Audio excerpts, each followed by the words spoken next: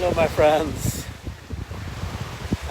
I'm here walking on the beach in the sunset, contemplating a week full of action and contemplating my life. This video is going to be about the Impact Playground we did this week, with a well shift exercise and work leading up to the playground, talk about play. I watched TENET 2 times this week. Hello Johan. I'm also going to talk about the seeking of wisdom. Some great talks with John Maviki this week, where the quote is we need to do looking for wisdom, and awe is the way to wisdom. And in awe we talked about awe of nature and things like that. So the week started also with the Bead games. It's an exercise I've been doing online all spring and summer. Every Monday we have our game, and there's opportunity to do other game. And I did the short demo game together with Lynn this week when we talked about playfulness. So the Bead games is literally a little fun exercise, a game that takes about around 15 minutes, where you talk about the subject, the concept, the word, and something like that, and put them together. And you can play around anything, any word, any subject, any theme you like. And you're 2 to 3 people in a group talking about it, taking turns and developing your knowledge around it without using the word I or you. So you always talk in we, you and third person about something. So it's a fun exercise. Join in if you can. And me and Bertola has preparing our Impact Playground exercises all summer. We did a small demo in Ragunda. We did Silk Road, SDG Silk Road exercise together with Seraf and Amar and all people from all over the world. And this week we did an Impact Playground during an event in Norway, Trondheim. So we did an online 24-hour playground where we did a 3-hour workshop around well shift as well in the evening there. So that was a fantastic experience. All these things you can find posts on me and Bertola's and Christian Mayer's Facebook from this week. Tagging the well shift is a fantastic exercise that really worked really well, but we can certainly develop teaching out how to do it. How do you share your message afterwards using social media and hashtags? For everyone who's not a digital native like me and Bertola, who can learn how to do it, get your message out there, so that you build a community around the hashtag World Shift. And we also this week we used the hashtags Impact Playground and Learning Society. So this is also centered around play, and the other theme for this week was also, of course, the world premiere of the movie TENET, the first big movie premiere since COVID hit. It premiered here in Sweden and lots of other places. You can see I shared a video where Tom Cruise went to saw it in London as well. Coming back to Tom Cruise is because he just returned to Norway and the Troll Wall today, Trollveggen, to continue filming the next Mission Impossible film as well. So and me and Bertola was talking about, like, instead of Mission Impossible, we're going to do an event around this that we will call Mission Possible instead. So how do you get into the mindset of doing possible things? This is like creating opportunity zones, possibility mindset, that everything is possible if you do it. So it's going to be fun to see what we can do around that. And of course, we'd love to have Tom Cruise hang out, come to our event. If that's possible or impossible, we don't know. But we're going to find out. And TENET was a fantastic movie in itself. A fantastic score. This is the next Christopher Nolan sci-fi movie. The guy who made The Prestige, Memento, Interstellar, Inception, some of the Batman movies and stuff like that. So he has a record of making cool philosophical movies, and this certainly is a very philosophical movie with some mind-boggling adventure and themes. I saw it the second time yesterday, and some things I understood even less now that I know what I was looking for, and some things I understood more of course when I know what to look for. But some aspects of the philosophy of the movie made less sense now.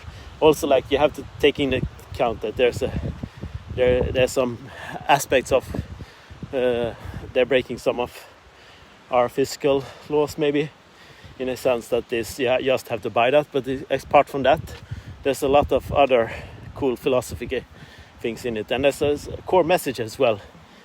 They only mention it a couple of times, but without spoiling anything, I can say that they are a secret organization doing the invisible work, and that's a theme from a book I read this summer as well, called Upstream.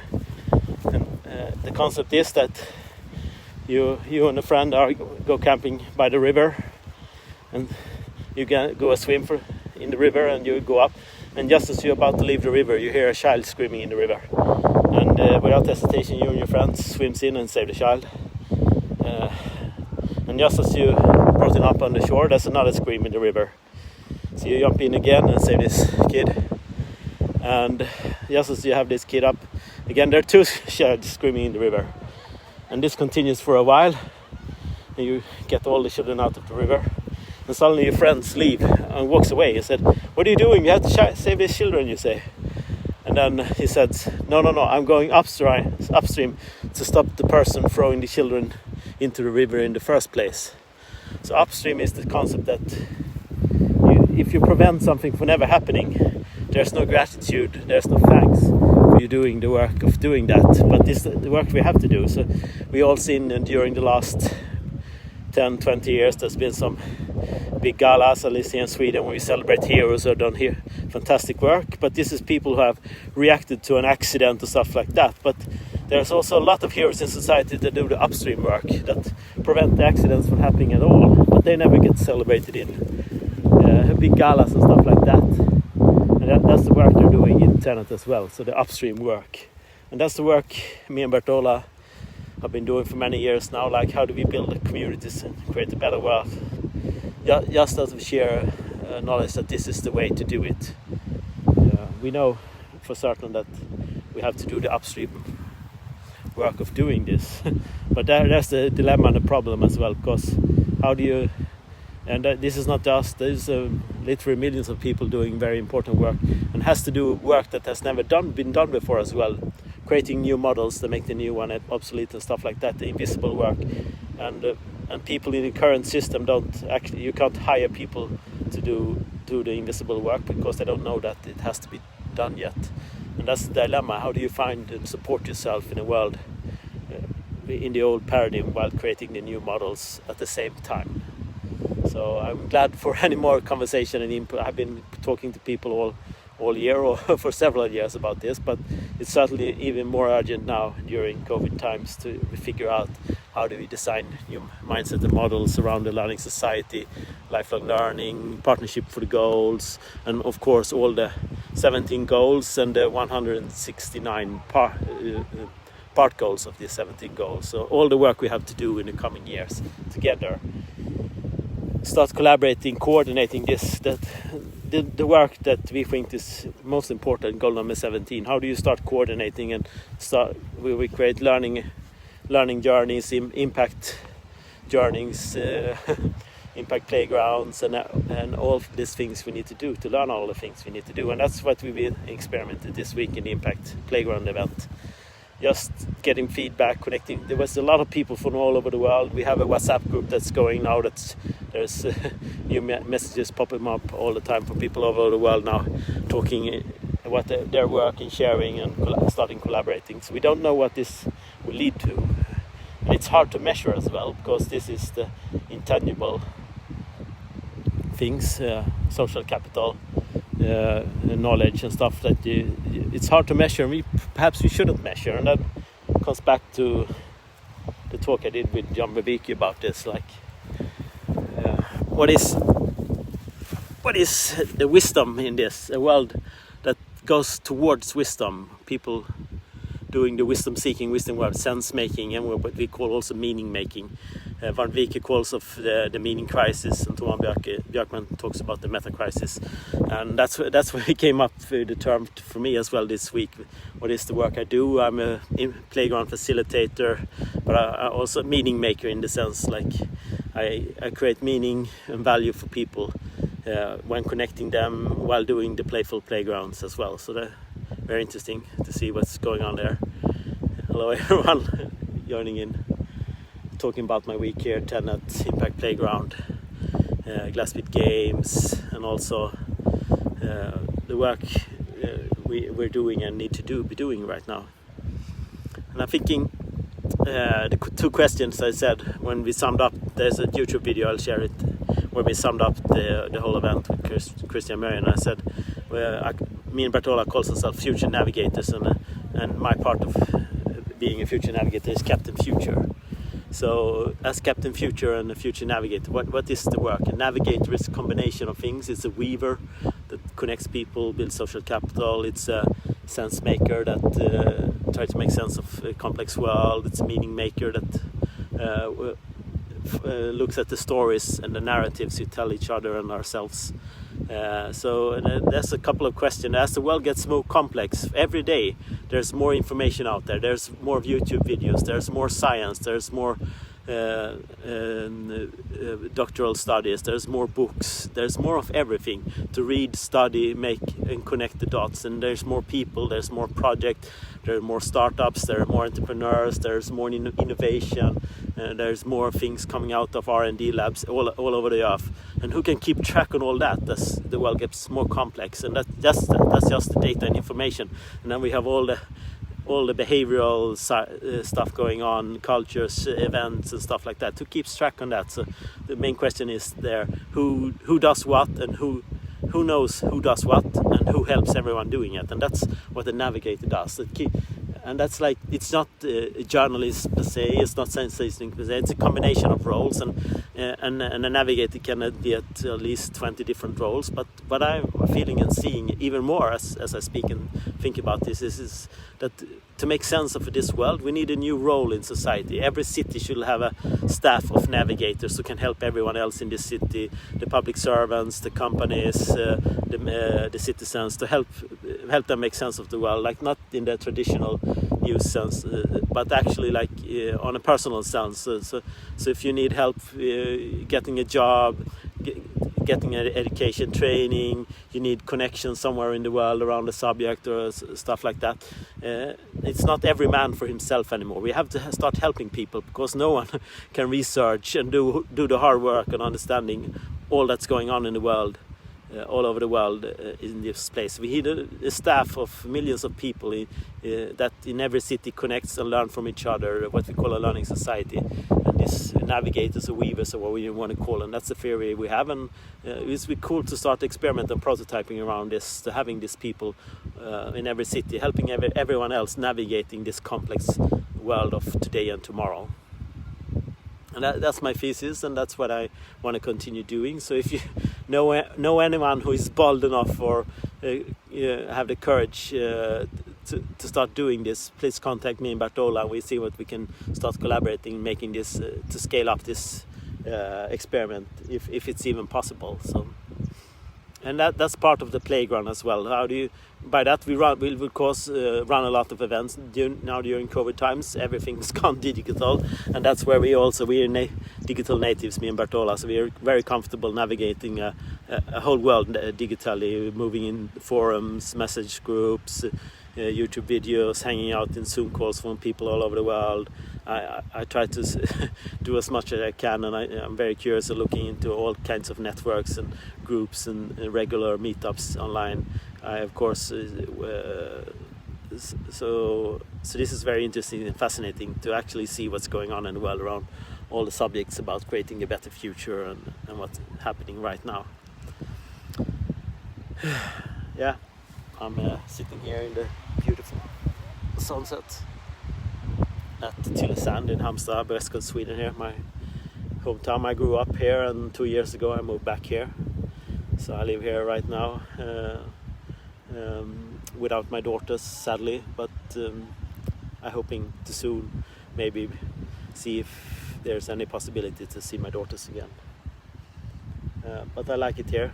I like it to see the wind, the beech forest behind me. You can't see it here, but somewhere behind me there's some pine trees. That forms a very nice beech forest here in Halmstad, all over the coast here. So I love going into that as well. Yeah, that's about it. That sums up some parts of my week.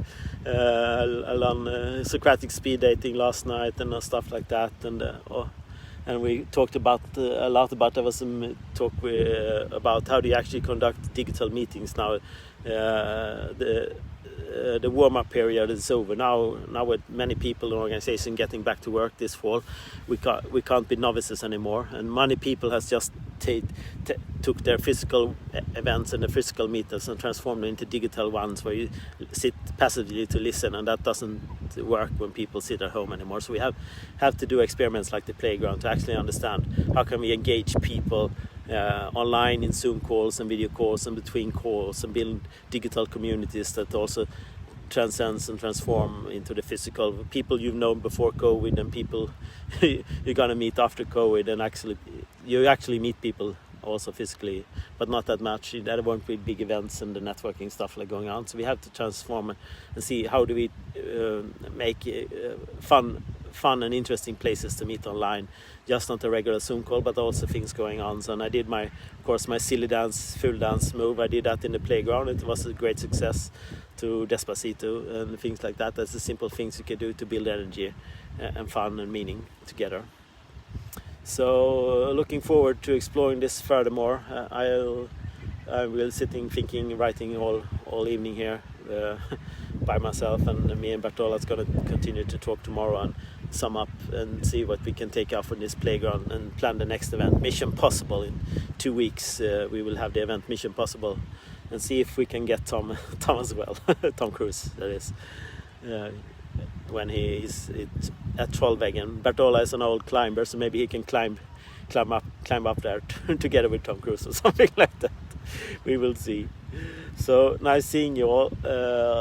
Lovely Saturday, lovely weekend. If you haven't seen TENET, and if you're not in the risk group of COVID and stuff like that, I went to the theater here locally in Halmstad with very few people. There 12 people, both screenings approximately. So there was no big risk there. So amazing movie, amazing music, and it also fantastic. If before the movie they showed. I don't watch trailers, but I certainly listen to the music in the new Wonder Woman trailer, Wonder Woman 84. There is a fantastic mix of Blue Monday, New Order's old hit, just using bass. I'll share the link to that also if you want to. I've been listening to it like at least 20 times today. A fantastic remix of Blue Monday. Yeah, that's me, Michael Cillian, Captain Future, the Future Navigator, signing off from the beach here in Halmstad. I hope you can hear me all right. It's fairly windy here, but I think the AirPods, I'm using my AirPods to record this. I think they've been working fairly well, so I haven't seen any comments that it didn't work. So I love you all. Bye everyone, and let's talk as soon as we can and see what we can do together. So bye.